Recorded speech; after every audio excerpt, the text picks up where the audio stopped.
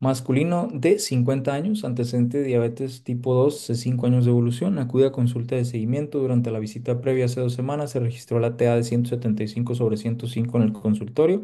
Hoy la presión arterial es de 170 sobre 105, cardíaca de 78, temperatura 36,5, laboratorios con glucosa de 140, colesterol total de 220, sodio 140, potasio 4,5, calcio 9,2. Boom de 15, creatinina de 0,8, hemoglobina de 12, hematócrito de 36%. El electrocardiograma sin hallazgos patológicos.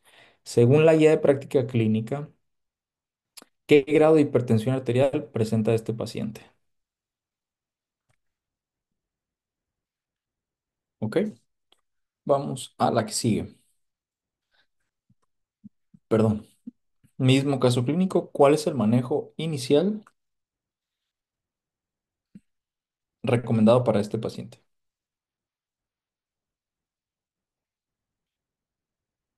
Ok.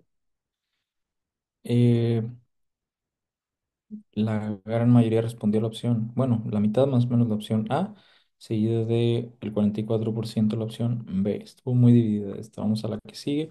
¿Cuál es la meta de presión arterial a mantener en este paciente? Los invito a que participen todos, todavía hacen falta algunos. Aquí no se señala a nadie. Recuerden, la idea es ver en dónde estamos.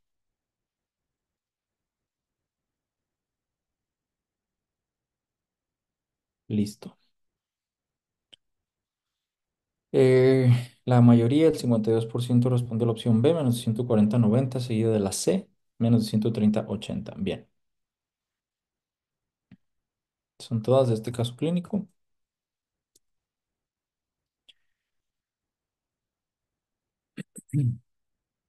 Bueno, ¿quién es nuestro paciente? Un hombre de 50 años que tiene antecedente de diabetes tipo 2, 5 años de evolución. Viene a una consulta de seguimiento.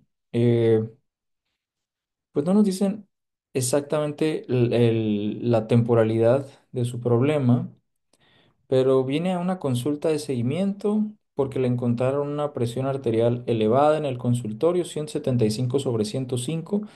Eh, Miren, sí relevante para el ENARM, pero sobre todo para su práctica en general, la presión arterial medida en el consultorio cada vez parece ser menos útil para predecir realmente qué pacientes sí tienen hipertensión arterial y qué pacientes no. De tal forma que es cierto que todavía hoy en día se recomienda medir la presión arterial en el consultorio y considerarla, pero lo ideal cada vez pareciera más, a diferencia de lo que ocurría, yo recuerdo cuando estaba yo en la carrera incluso, pareciera que las cifras que mejor correlacionan con la presión arterial real de los pacientes es la que tienen en casa comparada con la que tienen en el consultorio.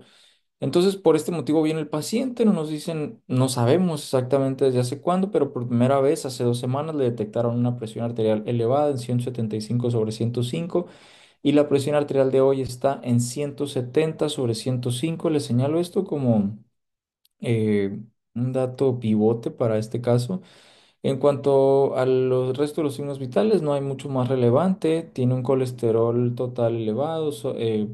Fuera de ello, no hay mucho más relevante en los exámenes de laboratorio. Parece una anemia leve también, hemoglobina de 12, pero bueno, nada, ninguna otra situación relevante para el caso clínico. El electro sin hallazgos patológicos. Nos preguntan qué grado de hipertensión tiene este paciente según la guía de práctica clínica. Estas sí son de esas cosas que deben aprenderse, pues como se dice, de machete. Desafortunadamente se pueden llegar a preguntar este tipo de cuestiones y hay que recordar los parámetros como tal. Una hipertensión de grado 2 es aquella que se encuentra con una sistólica entre 160 y 179 y una diastólica entre 100 y 110, de forma que sería lo que correspondería a este paciente. ¿Y por qué tiene relevancia ello no solo para el examen, sino para su práctica en general? Porque hoy en día sabemos que un paciente que tiene un mayor grado de hipertensión, en este caso una hipertensión grado 2, es un paciente que se beneficia de comenzar un tratamiento con al menos dos fármacos, una terapia combinada.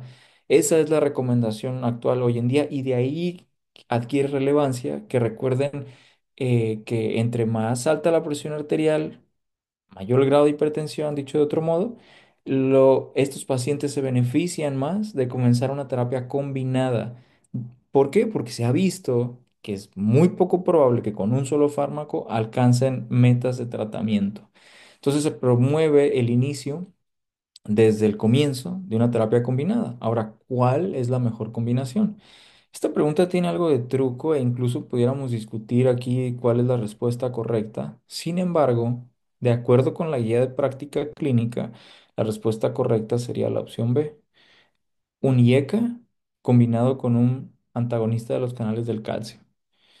Eh, entonces, les decía que tiene truco porque la realidad es que revisando las guías internacionales e incluso las propias guías de práctica clínica mexicana hacen mención al respecto también, aunque el algoritmo final propone justamente lo que les decíamos, lo que les decía que es la respuesta correcta, un IECA con un bloqueador de los canales de calcio para un contexto como el de este paciente, aquel en el que vamos a iniciar una terapia combinada, ojo, en un paciente que tiene diabetes. Sin embargo, les decía que la opción A pudiera también ser una opción aceptable. Incluso la guía de práctica clínica mexicana en un punto hace mención al respecto. La posibilidad de usar un ARA2, como es losartán, valsartán, telmisartán, junto con un diurético tipo tiazida, hidroclorotiazida, eh, que sería la opción A, ¿no? Entonces, la verdad es que la opción A pudiera ser una opción aceptable. Sin embargo, si nos vamos por la guía de práctica clínica, lo que se sugiere es la opción B, IECA combinado con bloqueador de los canales de calcio. Monoterapia, decíamos, no es lo ideal para un paciente que tiene hipertensión arterial grado 2. ¿Por qué? Porque es menos probable que tenga esto un efecto significativo en cuanto a disminución de la presión arterial. Entonces, ¿cuál es la meta de presión arterial que se debe tener en este paciente? Perdón. Un paciente que tiene diabetes y que tiene hipertensión, deberíamos procurar una meta de menos de 130 sobre 80. Pareciera que esto confiere mejores desenlaces. Ojo, estamos hablando de un paciente adulto. Cada vez parece más evidente que el paciente adulto mayor con fragilidad en quienes buscamos metas muy estrictas de tratamiento, no solamente para hipertensión, sino para diabetes, les va peor. En los pacientes adultos mayores pudiéramos ser un poco más laxos en cuanto al control, no solamente de hipertensión, sino de diabetes, porque pareciera que les va peor cuando somos más estrictos, pero estamos hablando aquí de un paciente joven, que por lo demás no nos hablan de fragilidad, por lo tanto lo que deben recordar como arco reflejo en ese contexto, que es la mayoría de la población, menos de 130 80 en el paciente con hipertensión y diabetes. Ok, ahora sí, vamos a pasar a una breve retroalimentación en cuanto a hipertensión. Recuerden que sobre todo lo que tratamos de prevenir tratando hipertensión arterial son el daño a órgano blanco. Órganos blancos se refiere a el corazón, el cerebro, los riñones esencialmente. Estamos tratando de prevenir enfermedad renal crónica o un evento cardiovascular mayor, ¿no? Un infarto de miocardio y sobre todo hipertensión arterial se relaciona con el riesgo de stroke, con el riesgo em, de eventos cerebrovasculares, ¿no? Entonces nos preguntan, bueno, acá abajo a la derecha tenemos la clasificación de la presión arterial, según lo que midamos en el consultorio y vean que grado 2 ahí se ubica nuestro paciente, 160 a 79 y 100 hasta 109. Una disculpe, les había dicho hasta 110, es de 100 hasta 109 la diastólica, que sería donde clasificaríamos a nuestro paciente. Eh,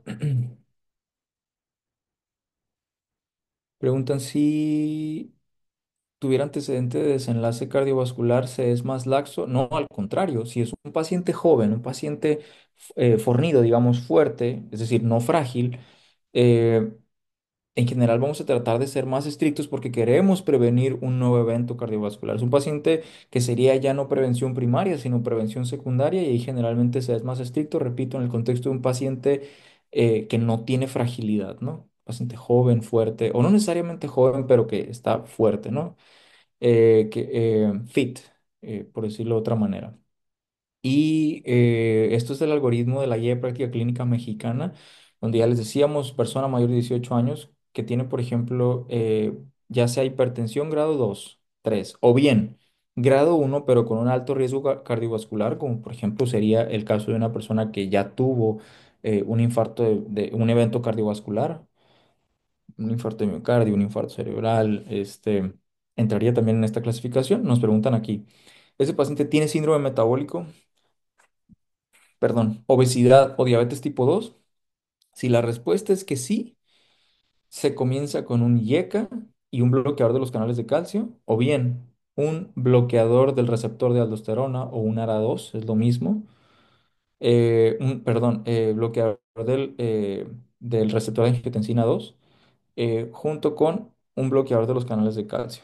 Si no, entonces pudiéramos utilizar IECA con indapamida, un diurético, o bien un ARA2 junto con hidroclorotiazida. En general, vean que si el paciente tiene diabetes, síndrome metabólico, obesidad, se prefiere combinar IECA o ARA2 con un bloqueador de los canales de calcio, que era el caso de nuestro paciente, ¿no? De ahí que por eso justificamos esa como la respuesta correcta. Si el paciente logra metas de menos de 130/80 en 2 semanas, seguimos con ese tratamiento y lo vemos cada 3 meses. Eh, si no logra esto en 2 semanas, entonces agregamos a un tratamiento, un tercer fármaco combinando IECA-WARA2, diurético tipo tiazida y bloqueador de los canales de calcio. Esas serían las primeras tres opciones en este contexto. Vean acá consideraciones especiales. Monoterapia solo se debe intentar en pacientes con hipertensión leve y de bajo riesgo o adultos con fragilidad, lo que decíamos hace un momento, típicamente adultos mayores, ¿no? Eh, la meta general es TA menor de 130/80, no menos de 110/70, porque a esos pacientes les va peor, hoy lo sabemos. Se asocia con más riesgo de caídas, con peores desenlaces en general. Eh, este, por aquí prácticamente es lo que ya decíamos, tratamiento triple. Si el paciente sigue todavía con presión, no logramos esa meta después del tratamiento triple, lo que seguiría sería agregar espironolactona a ese paciente. Y si no logramos metas en menos de 2 semanas, en 2 semanas con ese cuarto fármaco, espironolactona típicamente, hay que referir a su especialidad. Espero que haya quedado claro, es un tema también muy relevante de cara al examen. Vamos a continuar.